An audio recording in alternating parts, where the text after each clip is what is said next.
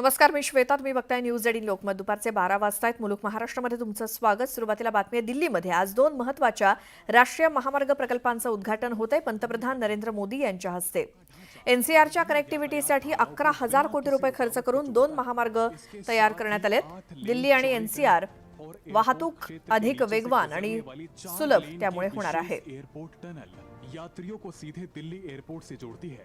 आधुनिक tunnel management system इसे देश की सुरक्षित और उन्नत सड़क संरचनाओं में शामिल करते हैं। सुरंग के बाद द्वारका एक्सप्रेसवे का एलिवेटेड कॉरिडोर तर हे 2 महामार्ग आहेत जे 11,000 कोटी रुपये खर्च करून दिल्लीमध्ये तयार करण्यात आलेले आहेत, ज्याचं लोकार्पण पंतप्रधान नरेंद्र मोदी आणि केंद्रीय मंत्री नितीन गडकरी यांच्या उपस्थितीत होत आहे.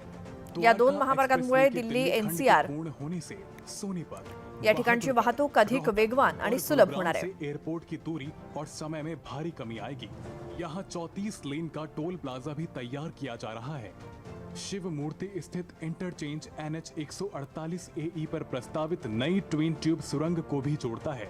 लगभग 5 किलोमीटर. तर या दोन्ही महामार्गांची काही वैशिष्ट्ये आपण बघतोय स्क्रीनवरती. ही एक्सक्लुझिव्ह दृश्य सध्या पंतप्रधान नरेंद्र मोदी सुद्धा हा व्हिडिओ सध्या बघतायत, हा दाखवला जातोय.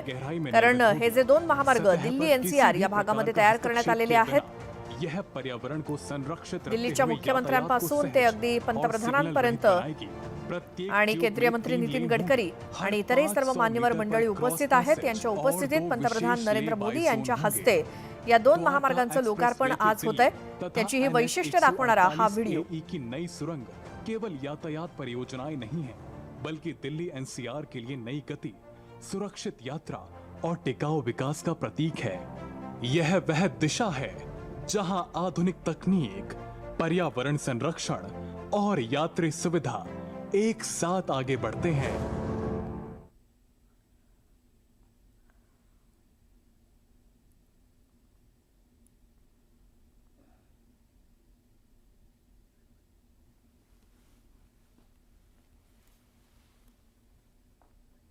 दिल्लीमध्ये आज 2 महत्त्वाच्या राष्ट्रीय महामार्ग प्रकल्पांचं उद्घाटन होणार आहे. पंतप्रधान नरेंद्र मोदी यांच्या हस्ते या 2 महामार्ग प्रकल्पांचा शुभारंभ केला जाणार आहे.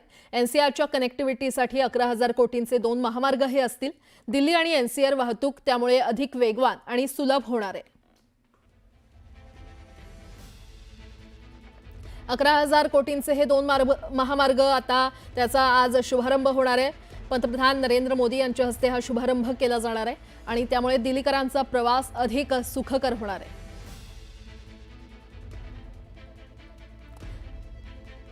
तर पंतप्रधान नरेंद्र मोदी यांच्या हस्ते या 2 महामार्ग प्रकल्पांचा शुभारंभ केला जाईल. पहिला टप्पा शिवमूर्ती चौक ते द्वारका सेक्टर 21 पर्यंत असणार आहे. अंडरब्रिज पर्यंत तो असणार आहे. तर दुसरा टप्पा द्वारका सेक्टर 21 ते दिल्ली हरियाणा सीमेपर्यंत असणार आहे. एनसीआरच्या कनेक्टिव्हिटीसाठी 11,000 कोटींचे 2 महामार्ग हे उभारले गेलेले आहेत. दिल्ली आणि एनसीआर वाहतूक त्यामुळे अधिक वेगवान आणि सुलभ होणार आहे. राजधानी दिल्लीला वाहतूक कोंडीतून मुक्त करणारे प्रकल्प, दळणवळण व्यवस्था सुधारण्यासाठी हा प्रकल्प आहे आणि तो महत्त्वाचा प्रकल्प आहे. प्रवासाचा वेळ त्यामुळे वाचणार आहे. वाहतुकीचा ताण कमी होणार आहे. मोठ्या प्रमाणात वाहतुकीचा ताण कमी होणार आहे. दिल्लीतून जाणाऱ्या द्वारका एक्सप्रेस वेसाठी 5,360 कोटी खर्च करण्यात आलेले आहेत.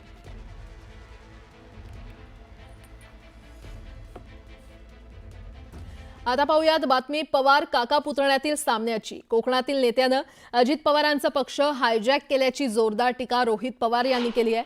2029च्या निवडणुकीपूर्वी ते सर्वांना घेऊन भाजपमध्ये जातील असा दावाही रोहित पवार यांनी केलाय. तर आम्हाला फुकटचा सल्ला देऊ नका, तुमच्या पक्षात लक्ष घाला असा टोला अजित पवार यांनी रोहित पवारांना लगावलाय. पवार काका पुतण्यात वाकयुद्ध कसं रंगलं ते पाहूयात.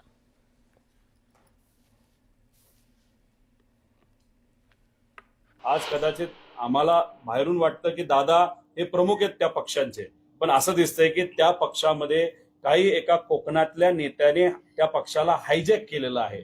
आणि हायजॅक कशासाठी केलेलं आहे की 2029च्या 1 वर्ष आधी, 1.5 वर्ष आधी सर्व पदाधिकारी आणि पक्ष घेऊन, म्हणजे अजितदादांचाच पक्ष आणि त्यातले काही आमदार घेऊन हे लोक सर्व बीजेपी मध्ये जातील. आम्ही आमच्या पक्षात काय करावं हे बाकीच्यांनी फुकटचा सल्ला द्यायची गरज नाही. त्यांनी त्यांच्या पक्षाचं बघावं. काही काय झालंय, काहींना असं वाटायला लागलं की आपण फारच मोठे नेते झालो आणि सगळा मक्ता त्यांनाच दिलाय महाराष्ट्राचा असं वागायला लागलेत काही जण. ठीक आहे, जसा त्याचा तो अधिकार आहे, परंतु ज्याने त्याने आपला पक्ष सांभाळावा, इतर पक्षांच्या मध्ये नाक खुपसायचं कारण आहे.